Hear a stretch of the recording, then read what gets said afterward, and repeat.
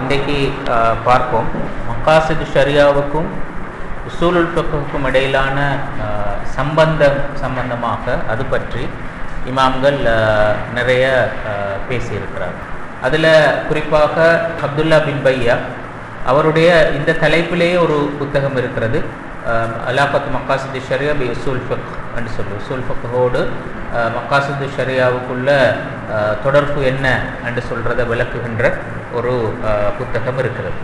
அப்போ அந்த வகையில் அதில் அவர் உண்மையிலே உசூலியூன்கள் இந்த மக்காசித் என்று சொல்கிறத எப்படி பிரயோகித்தார்கள் என்று சொல்கிறது. இப்போ உசூல் ஃபிக்ஹ் என்று சொல்கிற அந்த கலை அது மக்காசித் என்று சொல்கிற அந்த கலை அதற்கு எவ்வளவு தேவை என்று சொல்கின்ற பகுதி கிட்டத்தட்ட நான் நினைக்கிறேன் ஒரு 30க்கும் மேற்பட்ட இடங்களை அவர் அடையாளப்படுத்துகிறார். உசூல் ஃபிக்ஹை நாங்கள் பயன்படுத்துகின்ற நேரத்தில் கண்டிப்பாக அந்த இடத்துல மக்காசித் பிரயோகத்துக்கு வரணும், வந்தால்தான் அந்த உசூல் ஃபிக்ஹோட அந்த கலையிலிருந்து கூட நாங்கள் சரியான பிரயோசனத்தை பெற முடியும் என்று சொல்லி ஒரு 30க்கும் மேற்பட்ட இடங்களை அவர் உசூல் ஃபிக்ஹில் அடையாளம் காட்டுவார். இது அப்துல்லா பின் பையா போன்றவர்கள் பேசின ஒரு முக்கியமான பகுதி.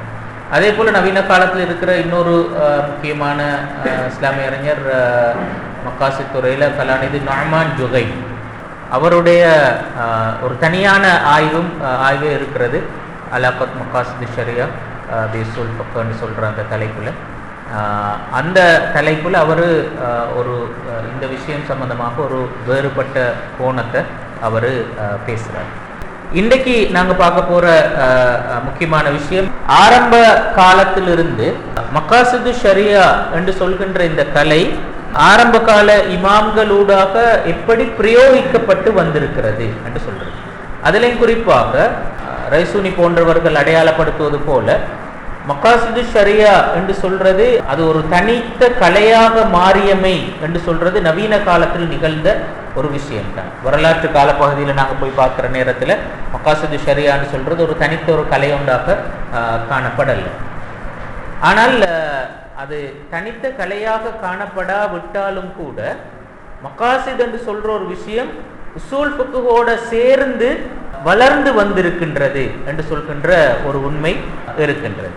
அப்ப அந்த மக்காசித் என்று சொல்கின்ற விஷயம் ஒரு தனியான ஒரு கலையாக இல்லாது இருந்தாலும் கூட உசூல் ஃபிக்ஹுக்குள்ளால அதனோடு இணைந்து இரண்டரை கலந்து அதுவும் வளர்ந்து வந்திருக்கிறது என்று சொல்ற ஒரு விஷயத்தை நாங்கள் பொதுவாக அவதானிக்க முடியும்.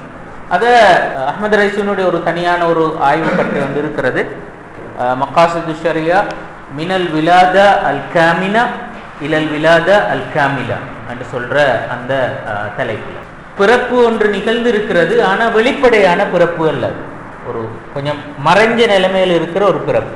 அப்ப மினல் விலாதா அல் காமினா இலல் விலாதா அல் காமிலா, வெளிப்படை இல்லாத ஒரு பிறப்பிலிருந்து ஒரு முழுமையான பிறப்பை நோக்கி என்று சொல்ற ஒரு கருத்தை அவர் சொல்லுவார். அவர் இதை வேறுபடுத்துகின்ற நேரத்தில் சொல்லுவார் என்றால், இந்த விலாதா அல் காமினா என்று சொல்றது அதுதான் இமாம் ஷாஃபிபியுடைய அல் முவாஃபகாத் என்று சொல்ற அந்த நூல் வெளிவருதல் என்று சொல்றதைத்தான் நாங்கள் சொல்லுவோம் அல் விலாதா அல் காமினா என்று சொல்லி. அப்போ இது ஹிஜ்ரி 8ஆம் நூற்றாண்டுல நடைபெற்ற ஒரு விஷயம். இப்போ ஹிஜ்ரி 8ஆம் நூற்றாண்டிலேயே மக்காசிது ஷரியா என்று சொல்றது ஒரு தனியான ஒரு விஷயமாக தோற்றம் பெற்று இருக்கிறது. ஆனாலும் கூட அது முழுமையாக ஒரு கலையாக மாறி இருப்பது நவீன காலத்துல தான் அந்த விஷயம் நடந்திருக்கிறது. அப்ப நவீன காலத்துல அந்த விஷயத்தை இது ஒரு தனித்த கலையாக பார்க்கப்பட வேண்டும் என்று அந்த விஷயத்தை ஒரு பகிரங்கமான அழைப்பாக முதலாவது விடுத்தவர் முஹம்மது தாஹிர் இப்னு ஆஷூர். அப்போ முஹம்மது தாஹிர் இப்னு ஆஷூரோடு தான் அல்லது அதற்கு பிறகு உள்ள அந்த காலப்பகுதி தான் உண்மையிலே இது ஒரு தனித்த கலையாக மாறி இருக்கிறார். இப்போ இன்றைக்கு அது ஒரு தவிர்க்க முடியாத ஒரு விஷயம் உண்டாக நாங்கள் ஒரு தனித்த கலையாகத்தான் அதை நாங்கள் பார்க்குறோம்.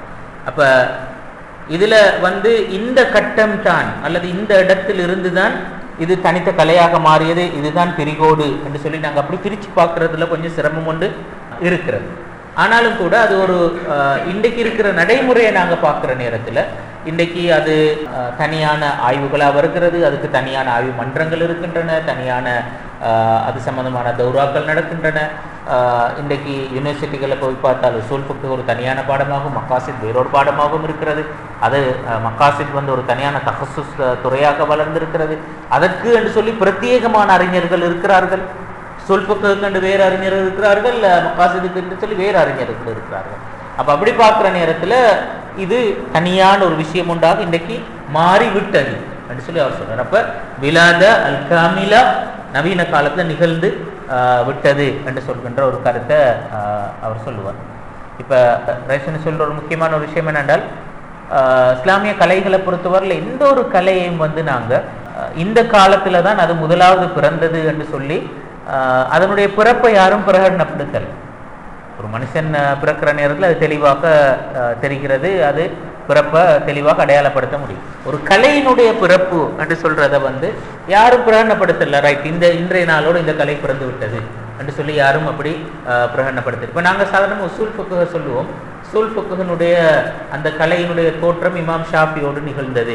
இமாம் ஷாஃபியினுடைய கிதாபுர் ரிசாலா தான் உசூல் ஃபிக்ஹ் என்று சொல்ற அந்த கலையை தனியாக எழுதின முதலாவது நூல் என்று சொல்லி நாங்கள் வரலாற்றில் அடையாளப்படுத்துவோம். ரைசுனி சொல்லுவார், மறுமையில் நாங்கள் இமாம் ஷாஃபியை சந்திச்சு நீங்கள் தானே இந்த வேலையை செஞ்சீங்கன்னு கேட்டால் அவரே ஆச்சரியப்படுவார். ஏனென்றால் கண்டிப்பாக அவர் அப்படி நினைச்சு கொண்டு அப்படி ஒரு வேலையை செய்யல். அவர் அந்த நாள் அந்த காலத்துல இருந்து ஒரு பிரச்சனைக்கு அவரால் முடிஞ்சு ஒரு சொல்யூஷனை சொல்லிட்டு அவர் போயிட்டார். அப்ப அது பிற்பட்ட காலத்தவர்களால தான் அது சரியாக தேடப்பட்டு ஆய்வு செய்யப்பட்டு அவங்க பார்த்தாங்க என்றால் இது ஒரு தனியான கலையிட தோற்றத்தை தான் உண்மையில அவர் செஞ்சிருக்கிறார். அவர் செஞ்ச அந்த முயற்சியிலிருந்து அந்த கலை அப்படி ஒரு கலையை உருவாகி இருக்கிறது என்று சொல்றது பிற்பட்ட காலத்துல நடந்த ஒரு விஷயம். அப்ப யாரும் பர்பஸ்லி செஞ்ச ஒரு விஷயம் உண்டு அல்ல. அப்ப அந்த அப்படியான ஒரு நிலைமையைத்தான் நாங்க எல்லா கலையிலுமே காணலாம். ஃபிக்ஹ் என்ற ஒரு கலை எப்படி தோற்றம் பெற்றது, எந்த காலப்பகுதியில் முதலாவது உருவானது என்று சொல்றதை எங்களுக்கு மிகச்சரியாக அடையாளப்படுத்தல. யாரும் இன்றோடு ஃபிக்ஹ் தோற்றம் பெற்று விட்டதுன்னு சொல்லல. ஏனென்றால் ஆரம்பத்தில் எல்லாம் குர்ஆனாகவும் ஹதீஸாகவும் மட்டும்தான் இருக்குது. அப்ப தெளிவாக வேறுபட்ட ரெண்டு விஷயம் ரசூலுல்லாஹ் காலத்தில் இருந்தது, குர்ஆனும் ஹதீஸும் மட்டும்தான். அப்ப குர்ஆன்ல இருந்து ஹதீஸை ரசூலுல்லாஹ் தெளிவாக வேறுபடுத்தி அடையாளப்படுத்தினார். குர்ஆன் எழுதுங்க, ஹதீஸ் எழுதவானம் என்று சொல்லி ஆரம்பத்தில் சொன்னார். அப்ப அது அந்த வேறுபடுத்தி அடையாளம் காண்பதற்காக பிறகு குர்ஆன்ல இருந்தும் ஹதீஸில் இருந்தும் ஃபிக்ஹ் எப்படி வேறுபட்டது, குர்ஆன்ல இருந்து தஃப்சீர் எப்படி வேறுபட்டது, ஹதீஸ்ல இருந்து உஸூல் ஹதீஸ் எப்படி வேறுபட்டது, இந்த விஷயங்கள் எல்லாம் கால ஓட்டத்தில் நடந்த விஷயங்கள்.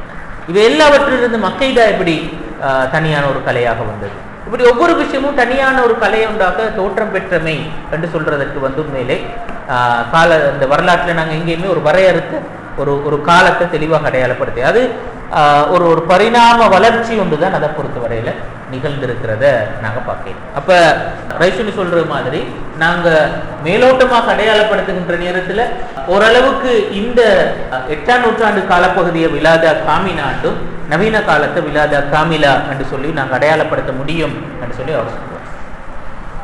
ஆனாலும் இந்த 8ஆம் நூற்றாண்டு காலப்பகுதிக்கு முன்பு இருந்த சூழ்நிலையில மக்காசித் என்று சொல்றது உண்மையிலே எப்படி காணப்பட்டிருக்கிறது, அது உஸூல் ஃபிக்ஹ் என்ற அந்த பரப்புக்குள்ளால எப்படி அது வளர்ந்து வந்திருக்கிறது, அல்லது இன்னொரு வகையில சொன்னால் உண்மையிலே ஆரம்ப காலத்துல மக்காசித் சம்பந்தமாக பேசிய அனைவருமே, அல்லது இப்ப நாங்க மக்காசிதனுடைய வரலாற்று பின்புலத்தை பார்க்கின்ற நேரத்துல அந்த வரலாற்று பின்புலம் மக்காசித் என்ற சொற்பிரயோகம் தனியாக பேசப்பட்ட காலப்பகுதி என்று பார்க்குற நேரத்தில் ஹிஜ்ரி 3ஆம் நூற்றாண்டு காலப்பகுதியிலிருந்து அந்த விஷயத்தை பார்க்குற நேரத்தில் அதை பற்றி எழுதிய எல்லோருமே மிக பெரும்பாலும் அதிகமானவர்கள், கொஞ்சம் வித்தியாசங்கள் இருந்தாலும் உஸூலியோன்களாக தான் இருந்திருக்கிறார்கள். அவர்கள் மக்காசிதை பற்றி எங்கு பேசி இருக்கிறார்கள் என்றால் அவங்களோட உஸூல் ஃபிக்ஹ் சம்பந்தமான நூல்கள்ல தான் பேசியிருக்கிறார்கள்.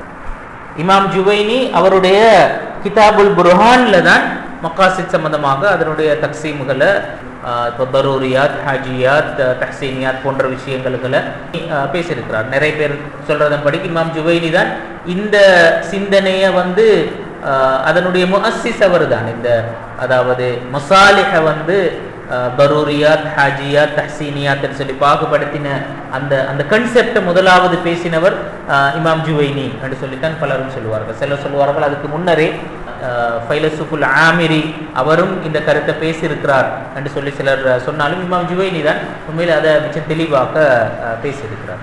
அப்போ இமாம் ஜுவைனி அந்த கருத்தை பேசியது எங்க பேசினார் என்று சொன்னால் அவருடைய உசூல் ஃபிக்ஹ் சம்பந்தமான நூல்ல தான் இந்த கருத்தை அவர் பேசியிருக்கார். அப்போ உசூல் ஃபிக்ஹ் அவர் விளங்கப்படுத்தின கிதாபுல் புர்ஹான் தான் அந்த கருத்தை பேசின இடமாக நாங்கள் பார்க்கிறோம். அதே மாதிரி இமாம் அபு ஹமீத் அல் கஸாலி அவருடைய அல் முஸ்தஸ்ஃபா என்ற நூல் தான் உசூல் ஃபிக்ஹ் சம்பந்தமாக பேசின பிரபல்யமான நூல். முஸ்தஸ்ஃபாவுல தான் இமாம் ஜுவைனி பேசின அந்த நல கோட்பாடு சம்பந்தமாக அதை விரிவுபடுத்தி ஒழுங்குபடுத்தி விரிவான உதாரணங்களோட தெளிவாக பேசியவர் இமாம் கஸாலி. அப்போ இமாம் கஸாலி அதை பேசினது உசூல் ஃபிக்ஹ் பேசுகின்ற அந்த இடத்துல தான் அந்த கருத்தை பேசியிருக்கிறது நாங்கள் பார்க்கிறோம். அதே மாதிரி அதுக்கு பிறகு நாங்கள் இப்போ 8ஆம் நூற்றாண்டுக்கு வந்தோம் அப்படின்னு சொன்னோம். இமாம் ஷாத்திபியினுடைய முவாஃபகாத், ஷாத்திபியினுடைய முவாஃபகாத் எடுத்து பார்த்தேன்னு சொன்னால் முவாஃபகாத் அடிப்படையில் உசூல் ஃபிக்ஹ் சம்பந்தமாக பேசப்பட்ட ஒரு நூல் தான். அல் முவாஃபகாத் ஃபி உசூல் ஷரியா என்று சொல்லித்தான் அவர் அதுக்கு பேர் வைத்திருக்கிறார். அதில் அவர் சொல்ல வந்த உசூலு ஷரியா, ஷரியாவினுடைய அடிப்படைகள் பற்றி எல்லோரும் உடன்பட முடியுமான விஷயங்கள் எவை என்று சொல்கின்ற அந்த விடயங்களை ஒன்று திரட்டுதல் தான் அவருடைய மிக முக்கியமான நோக்கமாக இருந்திருக்கிறது. அதாவது அதில் உள்ள ஹிலாஃபுகள் எல்லாம் தவிர்த்து எல்லாரும் ஒன்றுபட முடியுமான உசூல்கள் என்ன ஷரியா பொறுத்தவரையில். அப்ப அந்த உசூல்களை ஒன்று திரட்டி கொண்டு வருவது தான் அவருடைய நோக்கமாக இருந்தது. அதனால தான் அவர் தலைப்பு போட்டார் அல் முவாஃபகாத் என்று சொல்லி, உடன்பாடுகள் என்று சொல்கின்ற அந்த கருத்தில். அதாவது முவாஃபகாத்தில் பிரதானமாக 5 தலைப்புகள் இருக்குது. அதில் முதலாவது அல் முகத்திமாத் அல் மன்ஹஜியா, இரண்டாவது அல் அஹ்காம், மூன்றாவது அல் மகாசித், நாலாவது அல் அதில்லா, ஐந்தாவது அல் இஜ்திஹாத் வலவாஹிகுஹா. இந்த 5 பிரதானமான தலைப்புகள்ல தான் முவாஃபகாத்தை இமாம் ஷாத்திபி தொகுத்திருக்கிறார். அப்ப அதுல முதலாவது அல் முகத்திமாத் அல் மன்ஹஜியா, அதாவது உசூல் ஃபிக்ஹோடு சம்பந்தப்பட்ட 16 முகத்திமாக்களை அவர் பேசுவார். அதாவது அதுக்கு பிறகு பேச இருக்கிற இந்த 4 விஷயங்களுக்கும் ஒரு முன்னுரையாக அமையக்கூடிய சில பொது விதிகளை அவர் பேசுவார். அதுக்கு பிறகு அல் அஹ்காம் என்று சொல்ற பகுதி, உசூல் ஃபிக்ஹ்ல வருகின்ற நாங்கள் பேசுகின்ற இந்த மபாஹித்துல் ஹுக்கும் என்று சொல்கின்ற அந்த பகுதியை பேசுவார் இரண்டாவதாக. மூன்றாவதாக மகாசித் என்று சொல்றது ஒரு தனியான பகுதியாக கொண்டு வரும். அடுத்தது 4வது அதில்லத்துல் அஹ்காம், அடுத்தது அல் இஜ்திஹாத் வலவாஹிகுஹு, இஜ்திஹாதும் அதனோடு சம்பந்தப்பட்டவையும் அதனை தொடர்ந்து வருபவையும் என்று சொல்கின்ற இந்த 5 தலைப்புகளையும் இமாம் ஷாத்திபி பேசுவார். நவீன காலத்துல நிறைய ஆய்வாளர்கள் இமாம் ஷாத்திபியை எப்படி அணுகுகிறார்கள் என்றால், இமாம் ஷாத்திபியை மக்காசித் துறை சார்ந்தவர்கள் ஒரு மக்காசிதுக்கான ஒரு முன்னோடியாக அதை பேசின ஒருத்தராகத்தான் அதிகமாக அடையாளப்படுத்துவார்கள். ஆனா இன்னும் நிறைய ஆய்வாளர்களை நாங்கள் பார்க்கலும் உசூல் ஃபிக்ஹை புனர் நிர்மாணம் செய்த ஒருவராகத்தான் இமாம் ஷாத்திபி அடையாளப்படுத்துவார். அப்ப உசூல் ஃபிக்ஹை தஜ்தீத் பண்ணி குறிப்பிட்ட ஒரு காலத்துல தஜ்தீத் பண்ணி ஒருவராகத்தான் இமாம் ஷாத்திபி அடையாளப்படுத்தப்படுகின்றார். உண்மையிலே இமாம் ஷாத்திபி செஞ்ச வேலை கிட்டத்தட்ட இந்த உசூலுல் ஃபிக்ஹ் இதனுடைய எல்லா விஷயத்தையும் எப்படி இந்த மகாசித் கண்ணோட்டத்தில் அணுக முடியும் என்று சொல்றதைத்தான் மிச்சம் ஹைலைட் பண்ணி பார்த்ததை நாங்கள் காணலாம். இப்ப முகமது கமாலுத்தீன் இமாம் அவர் சொல்ற மாதிரி இந்த 2 விஷயத்தையும் நாங்க வேறுபடுத்தி பார்க்கணும்னு அவர் சொல்லுவார். முதலாவது தஃப்கீர் அல் மகாசித், அவருடைய பாஷையில சொன்னா அவர் சொல்லுவார் அதை அல்லாஹிர் அல் மகாசிதியான்னு சொல்லுவார்.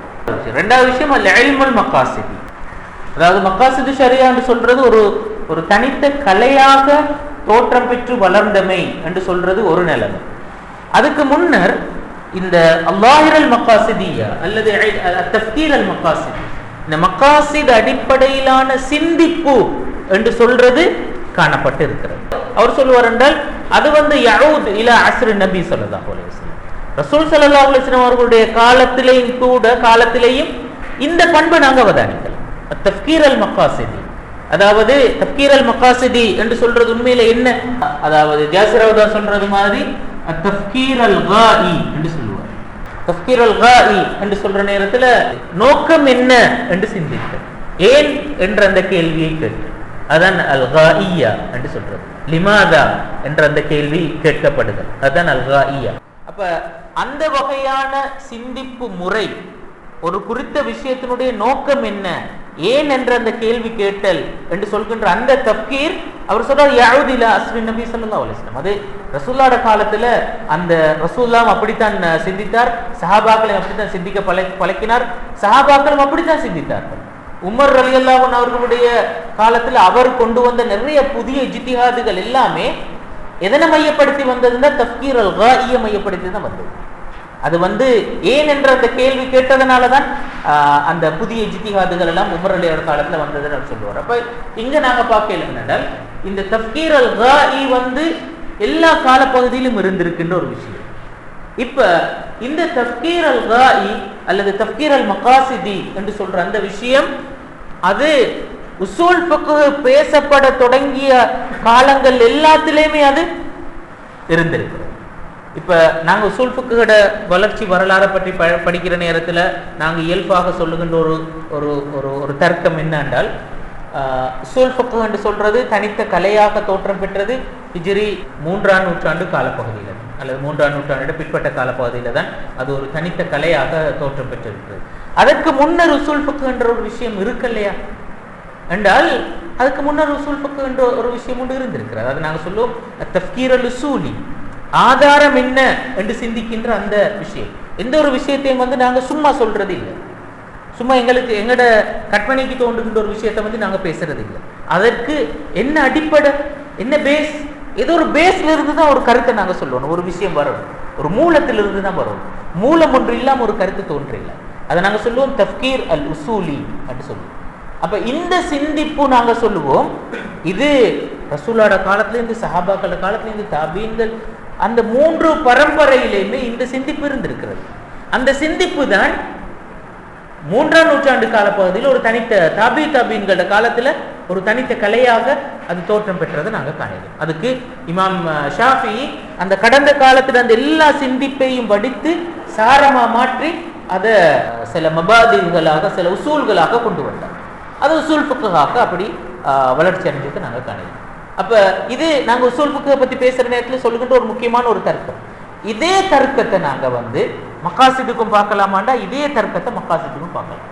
ஒரே ஒரு வித்தியாசம் என்னென்றால், உசூல் ஃபிக்ஹ் என்று சொல்றது ஒரு தனித்த கலையாக தோற்றம் பெற்றது, ஏர்லியா நடைபெற்றது, மகாசித் கொஞ்சம் டிலேயான, அந்த வித்தியாசம் மட்டும்தான் நடந்திருக்கிறது. அப்ப மகாசிதை பொறுத்த வரையிலையும் அவதானிக்க முடியுமான ஒரு முக்கியமான விஷயம், ரசூலுல்லாஹ் காலத்திலையும் சரி, சஹாபாக்கள காலத்திலையும் சரி, எல்லா காலப்பகுதியிலே இந்த தஃப்கீர் அல்-மகாசிதி இருந்திருக்கிறது. மகாசிதை அடிப்படையாக வைத்து ஏன் என்ற அந்த கேள்வி கேட்டல், நோக்கம் என்னன்றதை பார்க்கறது, விளைவு என்னன்றதை பார்க்கிற இந்த வகையான சிந்திப்பு தஷ்ரீஇன் போது, இஸ்லாமிய சட்டவாக்கத்தின் போது இருந்திருக்கிறது. அப்ப சஹாபாக்கள் அப்படி பார்த்திருக்கிறார்கள், தாபீன்கள் பார்த்திருக்கிறார்கள், தாபீன்கள் பார்த்திருக்கிறார்கள். அதற்கு பிறகு உசூலுல் ஃபிக்ஹுக்குள்ளால், உசூல் ஃபிக்ஹ் ஒரு கலையாக வளர்ச்சி அடைந்ததுக்கு பிறகு உசூல் ஃபிக்ஹ்ல இஸ்தின்பாத்தின் போது மிக முக்கியமாக இந்த சிந்திப்பும் அதனோடு சேர்ந்து உடன் இருந்திருக்கிறது. நாங்க ஒரு குறிப்பிட்ட மஸ்அலாவினுடைய நோக்கம் என்ன, இதை நாங்க ஏன் செய்யணும், அப்படி செய்வதனுடைய முக்கியத்துவம் என்ன என்று சொல்லி சிந்திக்கின்ற அந்த பாங்கு உசூல் ஃபிக்ஹுக்குள்ளாலையும் தொடர்ந்து வளர்ந்து வந்திருக்கிறது. அப்படி அந்த சிந்தனை பாங்கினுடைய ஒரு ஒரு உச்சகட்டமாகத்தான் நாங்க இமாம் ஷாத்திபியினுடைய இந்த முவாஃபகாத்தை நாங்க பார்க்கிறோம். அப்ப இமாம் ஷாத்திபி செஞ்ச வேலை என்னென்றால், அந்த தஃப்கீர் அல்-மகாசிதிய அதை ஒரு ஒரு சயின்டிபிக் அப்ரோச்ல கொண்டு உசூல் ஃபிக்ஹோட அவர் ஜாயின் பண்ணினார். அப்ப அந்த எல்லா விஷயத்திலையும், உசூல் ஃபிக்ஹோடு சம்பந்தப்பட்ட எல்லா விஷயத்திலையும் அவர் இந்த மகாசித் அணுகுமுறையை அவர் கடைபிடித்ததை நாங்க பார்க்கிறோம். இப்ப அந்த வகையில தான் இஹ்காமை பத்தி பேசுகின்ற நேரத்துல இமாம் ஷாத்திபி ஒரு முக்கியமான விஷயத்தை சொல்லுவார். எல்லா உசூல் ஃபிக்ஹ் ஆய்வாளர்களும் சொல்ற இமாம் ஷாத்திபி தான் அந்த கருத்தை பேசின முதலாவது ஆள். அப்படி அதை பேசின முதலாவது. இப்ப நாங்க சாதாரணமா சொல்லுவோம் இந்த மண்டூப், அதே மாதிரி முபாஹ், இந்த வகையான விஷயங்களை பேசுகின்ற நேரத்துல இப்ப மந்தூப்னு சொன்னா என்ன வரை விளக்கணப்படுத்துறது நாங்க சொல்லுவோம், அதை அல்லாஹு தஆலா செய்யுமாறு கேட்டுக்கொண்டிருக்கிறான். ஆனா மின் கைரி இல்சாம், கட்டாயமான வடிவத்தில் செய்யுமாறு கேட்டுக்கொண்டிருக்கிறான். அதை செய்கின்றவர் அவருக்கு மதஹ் தவாப் இருக்கிறது, விடுகின்றவருக்கு லதம் வல எக்காப், அவருக்கு தம்மோ எக்காபோ எதுவும் இல்லை.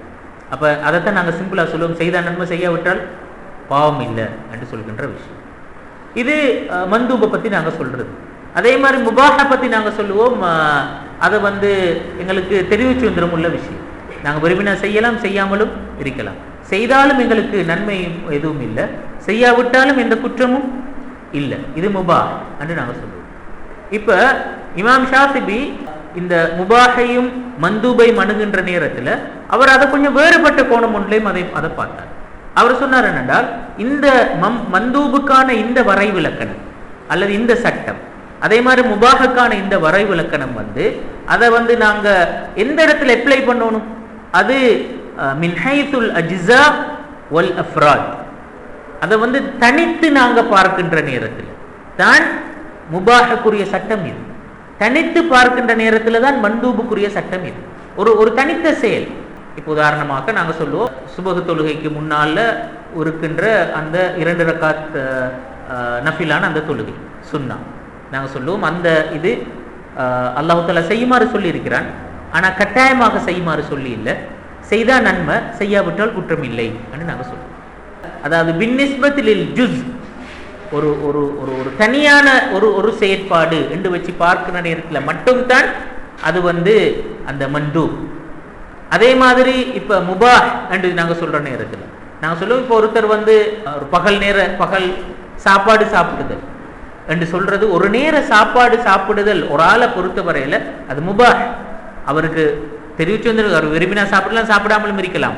அவர் சொல்ற இது பின்னிஸ்பத்தில் ஜுஸ், அது அந்த குறிப்பிட்ட அந்த சந்தர்ப்பத்துக்குரியது அல்லது அந்த ஆளுக்குரிய அல்லது அந்த செயலுக்குரிய சட்டம். அப்ப நாங்க அதை பார்க்கணும், ஒரு செயல், ஒரு ஆள், ஒரு சந்தர்ப்பம், இப்படித்தான் அந்த விஷயத்தை நாங்க பார்க்க. ஒரு செயலுக்குரிய சட்டம், ஒரு ஆளுக்குரிய சட்டம், ஒரு சந்தர்ப்பத்துக்குரிய சட்டம். இதுவே எல்லா செயல்களோடும் நாங்க வச்சு பார்க்கிற நேரத்தில், எல்லா ஆட்களோடும் நாங்க வச்சு பார்க்கிற நேரத்தில், எல்லா சந்தர்ப்பங்களோடு வச்சு பார்க்குற நேரத்தில் இந்த சட்டம் அதற்கு வரமாட்டாது என்று அவர் சொல்லுவார். அதாவது இப்போ உதாரணமாக அவர் சொல்லுவார் என்றால், இப்போ நாங்கள் சுபஹ் தொழுகைக்கு முன்னர் இருக்கின்ற 2 ரக்காத்துக்கள் மந்தூப் என்று நாங்கள் சொல்லுவோம். இப்போ ஒரு தனி மனுஷன் இப்படி தீர்மானம் எடுக்கலுமா, நான் சுபஹ் தொழுகைக்கு முன்னால் இருக்கிற சுன்னத்தை தொழவே மாட்டேன் லைஃப்ல என்று சொல்ற ஒரு தீர்மானம் சுன்னதானே, செஞ்சா நன்மை, செய்யாவிட்டால் குற்றம் இல்லை தானே, அதானே அதுக்குரிய சட்ட நிலைப்பாடு. அப்ப செய்யாமட்டுறதுல எந்த பிரச்சனையும் இல்லை. ஆனால் இவர் தன் வாழ்நாள் முழுக்க நான் செய்ய மாட்டேன் என்று சொல்ற ஒரு தீர்மானத்தை எடுக்கலுமா? அப்படி எடுத்தால் அது ஹராம் அவர் சொல்றார். ஏனென்றால் அது பில் ஜும்லா வாஜிப். அதே நேரத்தில் பில் ஜுஸ் தான் அது என்ன மந்தூப். தனித்து அந்த செயல் தான் ஒரு சந்தர்ப்பத்தில் ஒரு நாள்ல அது மந்தூப், ஆனா பில் ஜும்லா அது வாஜிப். அந்த செயல் கண்டிப்பாக நடைபெறும். இப்போ அதே மாதிரி தான் நாங்கள் சொல்லுவோம், ஒரு சமூகம் சேர்ந்து அப்படி முடிவெடுக்கலுமா? ஃபாத்தி நிர்வாக முடிவெடுக்கிற நாங்கள் சுபஹ் 2 ரக்காத் தொழ தேவை, ஃபாத்தியில் அந்த சட்டம் இல்லை, அப்படி முடிவெடுக்கலுமா? அடுத்து அது ஹராம். என்ன பில் ஜும்லா அது வாஜிப். ஒருத்தர் சில வேளை அவருடைய வாழ்நாள் முழுக்கவே செய்யாம போகல, அவர் செய்யறதுக்கு சந்தர்ப்பம் அடைக்கிறவங்க அல்லது அந்த தூண்டுதல் இல்லாம அப்படியே செய்யாமலே இருந்து விட்டு போகலாம், அது பிரச்சனை இல்லை. ஆனால் செய்ய மாட்டேன் என்று சொல்ற ஒரு தீர்மானத்துக்கு வரையணும் ஒருத்தருக்கு, அப்படி தீர்மானத்துக்கு வரையும் விலங்கு. இப்போ உதாரணத்துக்கு திருமணம் என்று சொல்ற விஷயம் அதே மாதிரி, ஒருத்தருக்கு வாழ்க்கையில திருமணம் முடிக்க சந்தர்ப்பம் கிடைக்காம மௌத்தா போயிட்டார். இமாம் தபரிக்கு நடந்தது மாதிரி, இமாம் இப்னு தைமியாக்கு நடந்தது மாதிரி, இமாம் நவவிக்கு நடந்தது மாதிரி, அவங்களுக்கு திருமணம் முடிக்கிறதுக்கு டைம் கிடைக்கல, அவ்வளோ பிஸியா இருந்தாங்க. ஆனால் ஒருத்தர் முடிவெடுத்தா நான் கல்யாணம் முடிக்க மாட்டேன், நான் கல்யாணம் முடிக்க மாட்டேன், என் லைஃப்பை நான் முழுக்க தியாகம் செய்ய போறேன் ஏதோ ஒரு வேலை என்று சொல்லி அப்படி ஒரு தீர்மானத்துக்கு வந்தா அது ஹராம். அல்லது ஒரு சமூகம் சேர்ந்து முடிவெடுக்கும், உங்களோட வெஜ் அப்படி முடிவுக்கு நாங்கள் எல்லாரும் கல்யாணம் முடிக்க மாட்டோம், ஒருத்தர் அந்த கருத்து விட மாட்டார், அப்படி ஒரு ப்ரொபோசலே வராது. அப்ப நீங்க அதை வாஜிப் பண்றதுல உறுதி ஆகிக்கிறீங்க. அவர் சொல்றேன் இப்ப அது பில் ஜும்லா வாஜிப். ஏனென்றால் அவர் இமாம் ஷாத்திபி அந்த கருத்தை சொன்னதுக்கான காரணம் என்ன?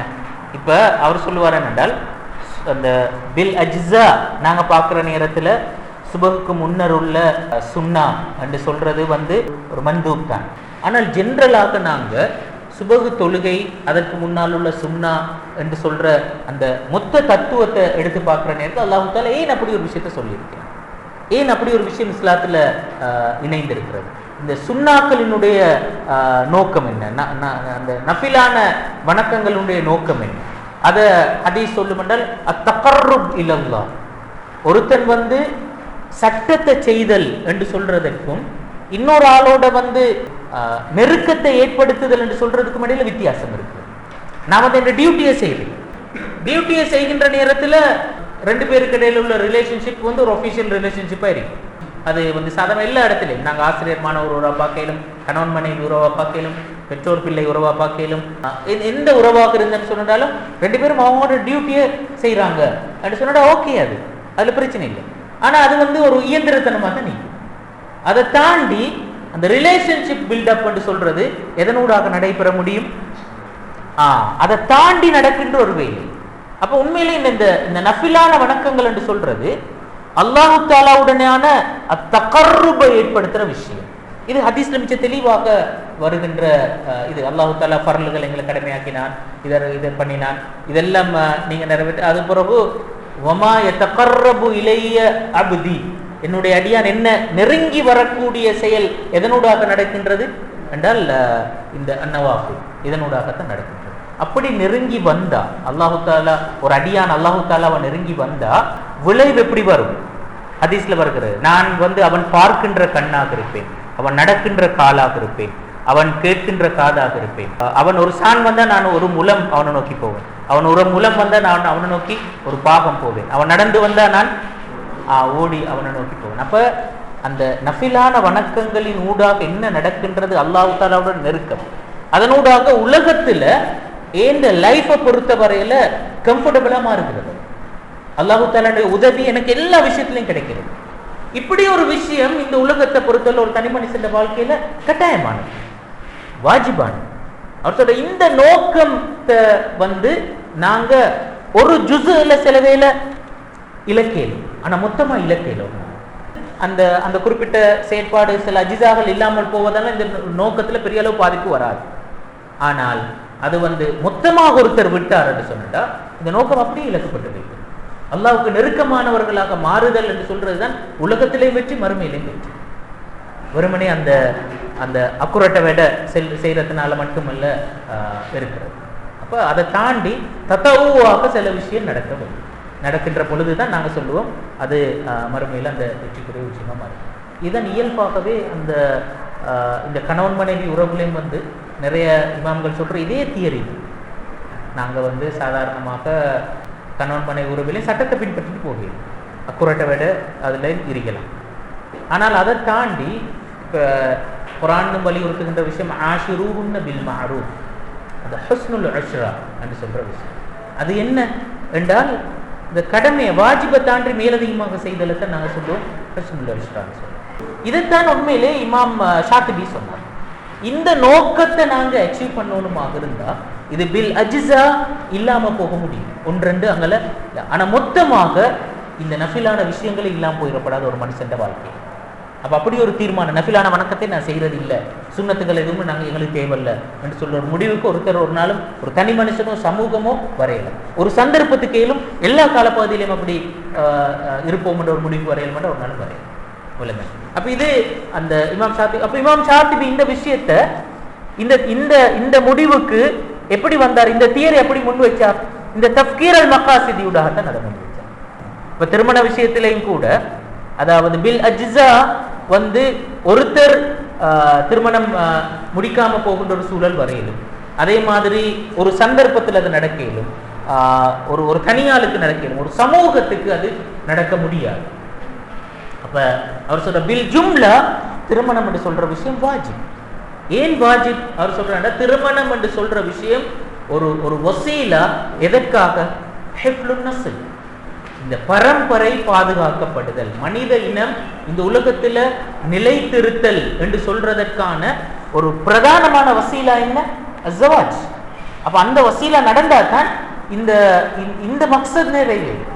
அப்ப இந்த மக்சதை நிறைவேற்றணுமாக இருந்தால் இந்த வசீலா கண்டிப்பா நடக்கும். இந்த வசீலா பில் அஜ்ஸா, பின்னிஸ்பதி லில் அஜ்ஸா ஒரு ஒரு தனித்த வடிவுல ஆங்காங்க மிஸ் ஆகி, ஆனால் நாங்க மொத்தமான வடிவத்தில் அது இல்லாம போகலுமா?